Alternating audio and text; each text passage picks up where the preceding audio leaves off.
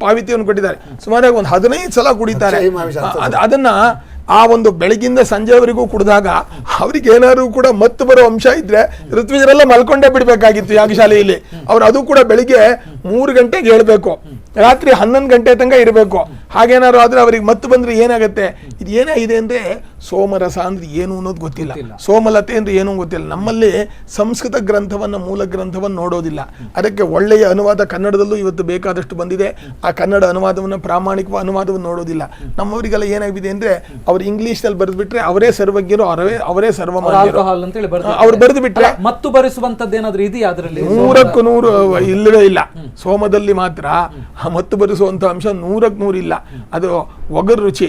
ಆದ್ರೆ ಏನಾಗಿದೆ ಅಂತಂದ್ರೆ ಆ ಸೋಮದ ರಸ ಏನಿದೆ ಅದಕ್ಕೆ ತುಂಬಾ ಒಂದು ನೀರನ್ನು ಸೇರಿಸ್ಬಿಟ್ಟು ಹೋಮ ಮಾಡಬೇಕು ಅಂತಿದೆ. ಅದಕ್ಕೆ ವಸತಿ ವರಿ ಗ್ರಹಣ ಅಂತ ಹೇಳಿ ಮೊದಲು ಹೋಗ್ಬಿಟ್ಟು ಹರಿತಾ ಇರುವಂತಹ ನದಿಗಳಿಂದ ಒಂದು ಕೊಡದಲ್ಲಿ ನೀರು ತಂದು ಬರಬೇಕು.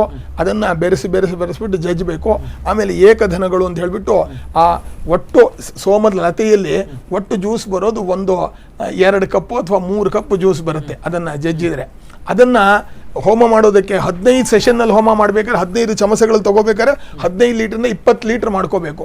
ಅದಕ್ಕೋಸ್ಕರವಾಗಿ ಏಕಧನ ಅಂತ ಹೇಳ್ಬಿಟ್ಟು ಗಡಿಗೆಗಳಲ್ಲಿ ನೀರು ತಂದಿರ್ತಾರೆ, ಶುದ್ಧವಾದ ನೀರನ್ನ ಅದರ ಜೊತೆಯಲ್ಲಿ ಸೇರಿಸ್ಕೊಂಡ್ಬಿಟ್ಟು ಅದರಲ್ಲಿ ಏನಾಗಿದೆ ನೀರಿನ ಅಂಶಗಳೇ ಜಾಸ್ತಿ ಇರುವಂತಹದ್ದು. ಅದಕ್ಕೆ ನಮ್ಮ ಶಾಸ್ತ್ರದಲ್ಲಿ ಅಪೋ ಅನ್ವಚಾರಿಷಂ ಅಂತ ಹೇಳ್ಬಿಟ್ಟು ನೀರಿಂದಲೇ ನಾನು ಕರ್ಮವನ್ನು ಅಂದ್ರೆ ನೀರಿನ ವಿಕಾರಗಳ, ಹಾಲು ನೀರಿನ ವಿಕಾರ, ಮೊಸರು ನೀರಿನ ವಿಕಾರ, ಸೋಮವು ನೀರಿನ ವಿಕಾರ, ಆಜ್ಯವು ಕೂಡ ಒಂಥರ ಕರಗಿನ ನೀರಿನ ರೂಪದಲ್ಲಿ ಇರುತ್ತೆ. ಹಾಗಾಗ್ಬಿಟ್ಟು ಆ ಒಂದು ನೀರಿನ ಒಂದು ರೂಪದಲ್ಲೇ ನಾವು ಯಜ್ಞದಲ್ಲಿ ಆಹುತಿಯನ್ನು ಕೊಡ್ತಾ ಇರ್ತೀವಿ ಅಂತ ಹೇಳ್ಬಿಟ್ಟು ನಾವು ಆ ಸೋಮಲತೆಗೂ ಕೂಡ ವಿಶೇಷವಾಗಿ ನೀರನ್ನು ಸೇರಿಸ್ಬಿಟ್ಟು ನಾವು ಮಾಡ್ತೀವಿ. ಓಕೆ, ನಾಗೇಂದ್ರ ಜೋಶಿ ಅವರೇ, ಕೊನೆಯದಾಗಿ ಶಿವಮೊಗ್ಗದಲ್ಲಾಗಿರುವಂಥ ಈ ವಿಚಾರ ಇಷ್ಟೆಲ್ಲ ತಾರ್ಕಿಕವಾಗಿ ಚಿಂತನೆ ಮಾಡಲಿಕ್ಕೆ ಅಥವಾ ಚಿಂತನೆಗೆ ಒಳಪಡಿಸಲಿಕ್ಕೆ ಕಾರಣವಾಯಿತು. ಸೊ ಅಲ್ಲಾಗಿರುವಂಥದ್ದು ಏನು ಅಂತ ಹೇಳುವಂಥದ್ರ ಬಗ್ಗೆ ಇನ್ನೂ ಕೂಡ ತನಿಖೆ ನಡೀತಾ ಇದೆ. ಯಾಕಂದ್ರೆ ಅಲ್ಲಿನ ಆಯೋಜಕರು ಕೂಡ ಡಾಕ್ಟರ್ ಸನತ್ ಕುಮಾರ್ ಅವರು ಕೂಡ ಮಾತನಾಡ್ತಾ ಹೇಳಿರುವಂಥದ್ದು ಇಲ್ಲಿ ಖಂಡಿತವಾಗ್ಲೂ ಯಾವುದೇ ರೀತಿಯಾದಂಥ ಬಲಿಯನ್ನು ಕೊಟ್ಟಿಲ್ಲ ಅಂತ ಹೇಳಿ. ಕೊನೆಯದಾಗಿ ಈ ರೀತಿಯಾದಂಥ ಆರೋಪಗಳು ಯಾಕೆ ಬರ್ತವೆ? ಯಾಕಂದ್ರೆ ಕೆಲವೊಂದು ಬಾರಿ ಏನನ್ಸುತ್ತೆ ಅಂತ ಹೇಳಿದ್ರೆ ನಾವು ಹೇಳುವಾಗ ಹೇಳ್ಬೋದು, ಇಲ್ಲ ಆ ಥರ ಆಗಿದೆ ಅಂತ ನಾವು ಹೇಳ್ತಾ ಇರೋದಲ್ಲ. ಬೆಂಕಿ ಇಲ್ಲದೆ ಹೊಗೆ ಆಡೋದಿಲ್ಲ ಅಂತ ಹೇಳುವಂಥ ಮಾತಿದೆ, ಅದು ನಿಜ ಕೂಡ. ಆದ್ರೆ ಇಲ್ಲಿ ಯಾಕೆ ಈ ರೀತಿಯಾದಂಥ ಹೊಗೆ ಆಡಲಿಕ್ಕೆ ಪ್ರಾರಂಭವಾಯಿತು? ಈ ವಿಚಾರಾರ್ಥವಾಗಿ ಮತ್ತೂರು ಗ್ರಾಮದ ವಿಚಾರಾರ್ಥವಾಗಿ ಇದನ್ನು ಯಾಕೆ ಬೆಂಕಿ ಹರಡ್ತಾ ಇದೆ ಅನ್ನೋದಕ್ಕಾದರೆ ಈಗಾಗಲೇ ಗುರುಗಳು ಹೇಳಿರತಕ್ಕಂತೆ ಮೂಲತಃ ವಿಚಾರಗಳು ಯಾರಿಗೂ ಗೊತ್ತಿರೋದಿಲ್ಲ. ಅವರು ಹಾಡನ್ನು ಕಟ್ಟಿದ ಮಾತ್ರ ನೋಡಿದ್ದಾರೆ ಹೊರತು ಅದರಿಂದ ಹಾಲು ತೆಗೆದಿರೋದನ್ನು ಅವ್ರು ನೋಡಿದಿರೋದಿಲ್ಲ. ಹಾಡನ್ನು ಕಟ್ಟಿದ ಮಾತ್ರಕ್ಕೆ ಇವರು ಆಹುತಿ ಕೊಡ್ತಾರೆ ಅನ್ನೋದು ಸುಳ್ಳಾಗಿದೆ. ಅಲ್ಲಿ ಊಹಾಪೋಹಗಳು ಜಾಸ್ತಿ ಆಗಿರುತ್ತೆ. ಅದನ್ನು ಇಡೀ ಬ್ರಾಹ್ಮಣ ಸಮುದಾಯದ ಮೇಲೆ ಬಿಂಬಿಸ್ತಾ ಇರೋದು ಅದು ಮನಸ್ಸಿಗೆ ಎಲ್ಲರಿಗೂ ಕೂಡ ಸ್ವಲ್ಪ ನೋವು ತರುವಂಥ ವಿಚಾರಾರ್ಥವಾಗಿ ಆಗುತ್ತೆ. ಬ್ರಾಹ್ಮಣರ ಮಾಂಸಾಹಾರ ಯಾಗ ಆಗ್ಬೋದು, ಮಾಂಸ ಯಾಗ ಅಂತ ಆಗ್ಬೋದು. ಇದೆಲ್ಲಾನು ಒಂದು ಜನಾಂಗದ ಮೇಲೆ ನೇರವಾಗಿ ಪರಿಣಾಮ ಬೀಳುತ್ತೆ ಅಂತ ಅನ್ಕೊಂಡಿದ್ದೀನಿ. ಅಂದ್ರೆ ಒಂದು ಯಾಗ ಯಜ್ಞ ಮಾಡುವಂತ ಸಂದರ್ಭದಲ್ಲಿ ಖಂಡಿತವಾಗ್ಲೂ ಅಲ್ಲಿ ವೈದಿಕರು ಮಾಂಸವನ್ನ ಬಳಸೋದಿಲ್ಲ ಅಥವಾ ಬಲಿ ಕೊಡುವಂತ ಸಂಪ್ರದಾಯ ನೋಡಿ. ಬಲಿ ಕೊಟ್ರೆ ಅದು ಯಾಗ ಆಗಲ್ಲ, ಯಾಗ ಆದಾಗ ಬಲಿ ಕೊಡೋದಿಲ್ಲ. ಇದು ಸ್ಪಷ್ಟತೆಯ ಮಾತು.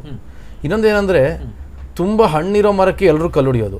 ಅದೇ ರೀತಿ ಒಳ್ಳೆ ಕಾರ್ಯಗಳಿಗೆ ಜಾಸ್ತಿ ಜನಕ್ಕೆ ದೂರೋದು. ಇನ್ನು ಕೊನೆಯದಾಗಿ ಇದನ್ನು ಮಾತ್ರ ಹೇಳ್ತೀನಿ. ಕೊನೆಯದಾಗಿ ಅವಧಾನಿಗಳೇ, ಸೋಮಯಾಗ ಅಂತ ಹೇಳುವಂಥ ಲೋಕ ಕಲ್ಯಾಣಾರ್ಥವಾಗಿ ಮಾಡೋದು ಅಂತೇಳಿ ನಾವು ಆಗಲೇ ಚರ್ಚೆಯಿಂದ ಮಾತಾಡ್ತಾ ಇದ್ದೀವಿ. ಸೊ ನಿಜಕ್ಕೂ ಕೂಡ ಈ ಹಿಂದೆ ಆ ಸೋಮಯಾಗ ಆಗಿರುವಂಥ ಉದಾಹರಣೆಗಳು ಜೊತೆಗೆ ಅದರಿಂದ ಲೋಕ ಕಲ್ಯಾಣ ಆಗಿರುವಂಥದ್ದು ಏನಾದರೂ ಇದೆಯಾ ಎಕ್ಸಾಂಪಲ್? ಯಾಕಂದ್ರೆ ಈಗಾಗಲೇ ರಾಜ್ಯದಲ್ಲಿ ಮಳೆ ಬೆಳೆ ಸರಿಯಾಗಿ ಆಗ್ತಾ ಇಲ್ಲ, ರೈತರು ಆತ್ಮಹತ್ಯೆಯನ್ನು ಮಾಡ್ಕೊಳ್ತಾ ಇದ್ದಾರೆ. ಮಹಾರಾಷ್ಟ್ರದಲ್ಲಿ ಬಾರ್ಸಿ ಅಂತ ಒಂದು ಇದಿದೆ, ಸೋಲಾಪುರ ಹತ್ರ ಒಂದು ಹಳ್ಳಿ.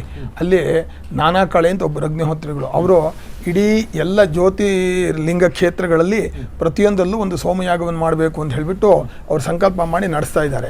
ಅವರು ಏನು ಹೇಳ್ತಾರೆ ಅಂತಂದರೆ, ಆ ಪ್ರವರ್ಗ್ಯ ಕರ್ಮವನ್ನು ಮಾಡಿದಾಗ ಆ ಮೋಡದ ಬಿತ್ತನೆ ಆದಂತೆ ನನಗೆ ಆ ಒಂದು ಪೂರ್ವ ದಿಕ್ಕಲ್ಲಿ ಮಾರನೇ ದಿವಸ ಕಾಣುತ್ತೆ. ಆದ್ದರಿಂದ ಯಾವಾಗ ಆಯಿತು ಅನ್ನೋದನ್ನು ನಾನು ಬರೆದಿಟ್ಕೊಂಡ್ಬಿಟ್ಟು ಅದನ್ನು ಮುಂದಿನ ವರ್ಷ ಇಂಥ ತಿಂಗಳಲ್ಲಿ ಇದು ಮಳೆಗೆ ಕಾರಣವಾಗುತ್ತೆ ನಾನು ಬರೆದ ಅಂತ. ಹಾಗೆ ಟೆಕ್ನಿಕಲ್ ಆಗಿ ಸೈಂಟಿಫಿಕ್ ಆಗಿ ಅವರು ವಿಶೇಷವಾಗಿ ನೀವು ಬೇಕಾದ್ರೆ ನಾನು ಅವ್ರ ಫೋನ್ ನಂಬರ್ ಕೊಡ್ತೀನಿ, ನೀನು ಅವರನ್ನ ನೀವು ಸಂಪರ್ಕ ಮಾಡಿಬಿಟ್ಟು ಅವ್ರ ಹತ್ರ ಈ ವಿಷಯದಲ್ಲಿ ಅವರು ವಿಶೇಷವಾಗಿ ಅಧ್ಯಯನ ಮಾಡಿದ್ದಾರೆ. ಅಂದರೆ ಇದು ಶಾಸ್ತ್ರೀಯವಾದಂತಹ ಒಂದು ಶ್ರದ್ಧೆ ಹೊರತು ನಮ್ಮ ಶಾಸ್ತ್ರಗಳಲ್ಲಿ ಯಾವುದನ್ನು ನಾವು ಮಾಡೋಕ್ಕೆ ಹೋದರೂ ಕೂಡ ಶ್ರದ್ಧೆಯಿಂದ ಮಾಡೋದು. ಈಗ ಸರ್ಕಾರ ಮೂಢನಂಬಿಕೆ ಬಗ್ಗೆ ಮಾತಾಡ್ತಾ ಇದ್ದಾರಲ್ಲ, ಈ ಮೂಢನಂಬಿಕೆಯಿಂದ ಯಾವುದು ಮೂಢನಂಬಿಕೆ ಅನ್ನೋ ವಿಚಾರಕ್ಕೆ ನೀವು ಹೇಳೋಕ್ಕಾಗೋದಿಲ್ಲ. ಯಾಕೆಂತಂದ್ರೆ ದೇವರಿಗೆ ಅಭಿಷೇಕ ಮಾಡೋದು ಮೂಢನಂಬಿಕೆನಾ, ದೇವರಿಗೆ ನೈವೇದ್ಯ ಮಾಡೋದು ಮೂಢನಂಬಿಕೆನಾ, ದೇವಸ್ಥಾನ ಪೂಜೆ ಮಾಡೋದು ಮೂಢನಂಬಿಕೆ ಓಕೆನಾ? ತಂದೆ ತಾಯಿ ಅಂತ ತಿಳ್ಕೊಳ್ಳೋದು ಇದು ಮೂಢನಂಬಿಕೆ ಅನ್ನೋದು ಎಲ್ಲಿ ತನಕ ಹೋಗುತ್ತೆ ನಮಗೊಂದು ಕೂಡ ಅರ್ಥ ಆಗೋದಿಲ್ಲ. ಇದೆಲ್ಲ ಶ್ರದ್ಧೆಯಿಂದ ನಾವು ಮಾಡಬೇಕಾಗಿರುವಂತಹದ್ದು. ಆದ್ರಿಂದ ನಮ್ಮ ಶಾಸ್ತ್ರದಲ್ಲಿ ನಾವು ಶ್ರದ್ಧೆಯಿಂದ ಮಾಡಿದೀವಿ. ಈಗ ನಾವು ನಮ್ಮೂರಲ್ಲಿ ಮೊನ್ನೆ ಪರ್ಜನ್ಯ ಜಪವನ್ನು ಮಾಡಿದ್ವಿ. ಪರ್ಜನ್ಯ ಜಪ ಮಾಡಿ 2 ದಿವಸಕ್ಕೆ ಮಳೆ ಬಂತು. ಅದಕ್ಕೆ ನಾವು ಮಾಡಿದ್ದಕ್ಕೆ ಮಳೆ ಬಂತು ಅಂತ ಹೇಳಕ್ ಬರೋದಿಲ್ಲ. ನಾವು ಭಗವಂತನ ಪ್ರಾರ್ಥನೆ ಮಾಡಿದೀವಿ, ಲೋಕಕ್ಕೆಲ್ಲ ಒಳ್ಳೆಯ ಸುವೃಷ್ಟಿಯನ್ನು ಕೊಡು ಅಂತ, ಅಷ್ಟೇ ಹೊರತು ನಮ್ಮ ಲೋಕಕ್ಕೆ ಒಳ್ಳೆಯದಾಗ್ಲಿ ಪ್ರಾರ್ಥನೆ ಮಾಡೋದು. ಅದಕ್ಕೆ ನಮಗೆ ಹಾರುವರು ಅಂತಂದ್ರೆ ಹಾರೈಸೋರು ನಮ್ಮನ್ನು ಹೇಳ್ತಾರೆ. ಕೊನೆಯದಾಗಿ ಯಾವ್ದಾನ ಸೋಮಯಾಗದ ಬಗ್ಗೆ ನೀವೇನ್ ಹೇಳ್ಬೇಕು? ನಾನು ಹೇಳೋದು ಇಷ್ಟೇ, ಮನುಷ್ಯ ಯಾವುದೇ ಆಹಾರವನ್ನ ಯಜ್ಞದ ಜೊತೆಯಲ್ಲೇ ತಗೋಬೇಕು. ಎಲ್ಲ ಆಹಾರವು ಅಗ್ನಿಗೆ ಅರ್ಪಣೆ ಮಾಡಿ ಅತಿಥಿಗಳಿಗೆ ಕೊಟ್ಟು ದೇವತೆಗಳಿಗೆ ಕೊಟ್ಟು ತಿನ್ನಬೇಕು. ಆವಾಗಲೇ ಅದು ಹಿಂಸೆ ಅಲ್ಲ. ಆದರೆ ಯಜ್ಞ ಅನ್ನೋದು ಹಿಂಸೆ ಇಲ್ವೇ ಇಲ್ಲ. ಯಜ್ಞಾರ್ಥಾತ್ ಕರ್ಮಣೋನ್ಯತ್ರ ಲೋಕೋಯಂ ಕರ್ಮಬಂಧನ ಅಂತ ಹೇಳಿದ್ದಾನೆ. ಯಜ್ಞವಿಲ್ಲದ ಯಾವುದೇ ಕರ್ಮವೇ ಬಂಧಕವಾಗತ್ತೆ, ಕ್ಲೇಶವಾಗತ್ತೆ, ಪಾಪವಾಗತ್ತೆ. ಆದ್ದರಿಂದ ಸೋಮಯಾಗ ಅನ್ನೋ ಯಜ್ಞದಲ್ಲಿ ಒಂದು ಸ್ವಲ್ಪವೂ ಹಿಂಸೆ ಇಲ್ಲ. ಅದು ಯಾರಿಗೂ ತೊಂದರೆಗಳು, ಎಲ್ಲರಿಗೂ ಆನಂದವನ್ನು ಉಂಟು ಮಾಡುವಂತಹದ್ದು. ಕೊನೆಯದಾಗಿ ಏನು ಹೇಳಬೇಕು ಅಂತಿದ್ರೆ ಶಾರ್ಟ್ ಆಗಿ ಕೊನೆಯದಾಗಿ ನಾನು ಹೇಳಬೇಕು ಅಂದರೆ BTVಗೆ ಮೊದಲು ನನ್ನ ಧನ್ಯವಾದಗಳನ್ನ ಅರ್ಪಿಸುತ್ತಾ, ಮತ್ತು ದಯವಿಟ್ಟು ಧರ್ಮದ ಬಗ್ಗೆ ಆಗಲಿ ಶಾಸ್ತ್ರದ ಬಗ್ಗೆ ಆಗಲಿ ಈ ರೀತಿಯಾದಂಥ ಜಿಜ್ಞಾಸೆಗಳು ಬಂದಾಗ ಇದನ್ನು ಹೆಚ್ಚಾಗಿ ಇದನ್ನ ಮಾಡುವುದರ ಬದಲು ಅಲ್ಲೇ ಸಮಸ್ಯೆಗಳಿದ್ದಾಗ ಬಗೆಹರಿಸ ಅದೇ ವಿಚಾರಕ್ಕೆ ಸಂಬಂಧಪಟ್ಟಂತೆ ನಾನು ಕೂಡ ನಿಮಗೆ ರಿಯಾಕ್ಷನ್ ಕೊಟ್ಬಿಡ್ತೀನಿ. ಯಾಕಂದ್ರೆ ಈ ರೀತಿ ದಯವಿಟ್ಟು ಎಲ್ಲ ಯಾರು ನಮ್ಮಲ್ಲಿ ಬ್ರಾಹ್ಮಣ ಜನಾಂಗದ ಎಲ್ಲರೂ ಕೂಡ ಇದನ್ನು ಒಗ್ಗೂಡಿಸಿ ಇದಕ್ಕೆ ಪರಿಹಾರವನ್ನ ಹಾಗೂ ಎಲ್ಲರೂ ಒಂದಾಗಿದ್ದು ನಡೆಸ್ಕೊಂಡು ಹೋಗಬೇಕು. ಮತ್ತು ಎಲ್ಲಾ ಜನಾಂಗದಲ್ಲೂ ಮೂಲತಃ ಮಾನವರು ಎಲ್ಲರೂ ಕೂಡ ಇದಕ್ಕೆ ಒಂದೇ ಮನಸ್ಸಿನಿಂದ ಇದಕ್ಕೆ ಸಮ್ಮತಿಸಬೇಕು ಅಂತ BTV ಮುಖಾಂತರ ನಾನು ಕೇಳ್ಕೊಂತೀನಿ. ಖಂಡಿತ ಜೋಯಿಸ್ರೆ, ಯಾಕಂದ್ರೆ ನಾವು ಕೂಡ ಅದನ್ನ ನಿಮಗೆ ಹೇಳಲಿಕ್ಕೆ ಇಷ್ಟಪಡ್ತೀವಿ. ಈ ರೀತಿಯಾದಂಥ ಜಿಜ್ಞಾಸೆಗಳು ಬಂದಾಗ ಅಥವಾ ವಿವಾದಗಳು ಬಂದಂತ ಸಂದರ್ಭದಲ್ಲಿ ಈ ರೀತಿಯಾಗಿ ಕೂಲಂಕುಷವಾಗಿ ಕುಳಿತುಕೊಂಡು ಚರ್ಚೆ ಮಾಡಿ ಜನರಿಗೂ ಕೂಡ ತಲುಪಿಸುವಂತ ಪ್ರಾಮಾಣಿಕ ಪ್ರಯತ್ನ ನಮ್ಮದು. ಯಾಕಂದ್ರೆ ಸೋಮಯಾಗ ಅಂತ ಹೇಳಿದ್ರೆ ಯಾರಿಗೂ ಕೂಡ ಗೊತ್ತಿಲ್ಲ, ಏನೇನೋ ಮಾತನಾಡ್ತಾ ಇದ್ದಾರೆ. ಸೊ ಆ ವಿಚಾರಕ್ಕೆ ಸಂಬಂಧಪಟ್ಟಂತೆ ಸುದೀರ್ಘವಾದಂತಹ ಚರ್ಚೆಯನ್ನು ಮಾಡಿದ್ವಿ. ಬಹುಶಃ ಜನರಿಗೂ ಕೂಡ ಖಂಡಿತವಾಗ್ಲೂ ಸೋಮಯಾಗ ಅಂದ್ರೆ ಏನು, ಜೊತೆಗೆ ಸೋಮಲತೆಯನ್ನ ಯಾಕೆ ಬಳಸ್ತಾರೆ, ಜೊತೆಗೆ ಶಿವಮೊಗ್ಗದಲ್ಲಾದಂತಹ ಯಾಗದ ಸಂದರ್ಭದಲ್ಲಿ ಮೇಕೆಯನ್ನ ಯಾಕೆ ಕಟ್ಟಲಾಯಿತು ಅಂತ ಹೇಳುವಂತದ್ರ ಬಗ್ಗೆ ಸಮಗ್ರವಾಗಿ ಅವರು ಮಾತನಾಡಿದ್ದಾರೆ. ಅದರ ಜೊತೆಗೇನೆ ಲೋಕ ಕಲ್ಯಾಣಾರ್ಥವಾಗಿ ಏನೇ ಮಾಡಿದ್ರು ಕೂಡ ಪ್ರಾಣಿ ಬಲಿ ಅಂತ ಹೇಳುವಂತದ್ದು ಖಂಡಿತವಾಗ್ಲೂ ಖಂಡನೀಯ. ಅದು ಆಗಿಲ್ಲ ಅಂತ ಹೇಳಿ ಅಲ್ಲಿ ಹೇಳ್ತಾ ಇದ್ದಾರೆ. ಅದನ್ನ ಯಾರೇ ಮಾಡಿದ್ರು ಕೂಡ ಖಂಡನೀಯ, ಅದು ಖಂಡಿತವಾಗ್ಲೂ ಆಗಬಾರದು, ಅದು ಅಮಾನವೀಯ ಕೂಡ ಹೌದು.